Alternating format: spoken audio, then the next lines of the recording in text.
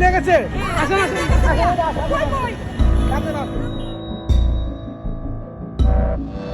Mobile দাও দাদি, mobile রেখে।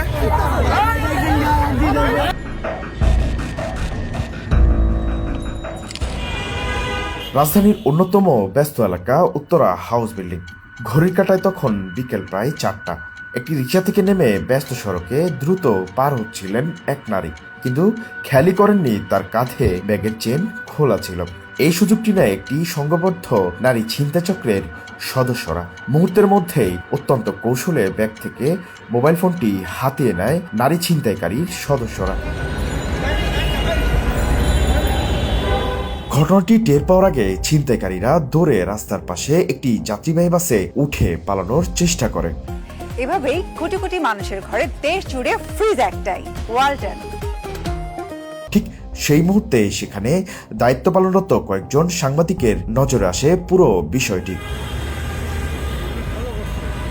বিন্দুমাত্র সময় নষ্ট না করে সাংবাদিকরা একটি পাঠাও চালকের সহযোগিতায় বাসটির পিছু নেন। কিছু দূর গিয়ে বাসটি থামিয়ে তল্লাশি চালিয়ে ছিনতাই হওয়া মোবাইলটি উদ্ধার করে তারা। মোবাইল দাও দাদি।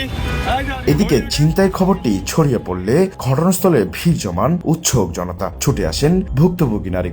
মোবাইলটি নিজের বলে শনাক্ত করতেই ক্ষোভে ফেটে পড়েন উপস্থিত সাধারণ মানুষ।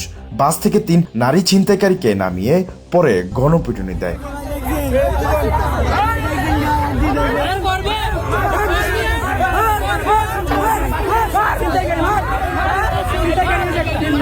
পরিস্থিতি উত্তপ্ত হয়ে উঠলে সাংবাদিকরা তাৎক্ষণিকভাবে বিষয়টি র্যাপিড অ্যাকশন ব্যাটালিয়ন র্যাব 1-কে অবহিত করেন। খবর পেয়ে র্যাবের একটি টহল দল দ্রুত ঘটনাস্থলে পৌঁছে পরিস্থিতি নিয়ন্ত্রণে আনে এবং জনতার হাত থেকে 3 নারী ছিনতাইকারীকে নিজের হেফাজতে নেন।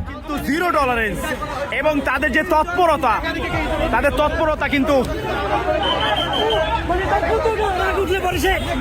দিনের আলোয় রাজধানীতে সংঘবদ্ধ চক্রের এমন তৎপরতা নগরবাসীর মনে নতুন করে উদ্বেগ সৃষ্টি করেছে। স্থানীয়দের দাবি, গুরুত্বপূর্ণ সড়ক ও গণপরিবহন কেন্দ্রিক এলাকায় নজরদারি এবং আইনশৃঙ্খলা রক্ষাকারী বাহিনীর টহল আরও জোরদার করা হলে এ ধরনের অপরাধ অনেকাংশে রোধ করা সম্ভব।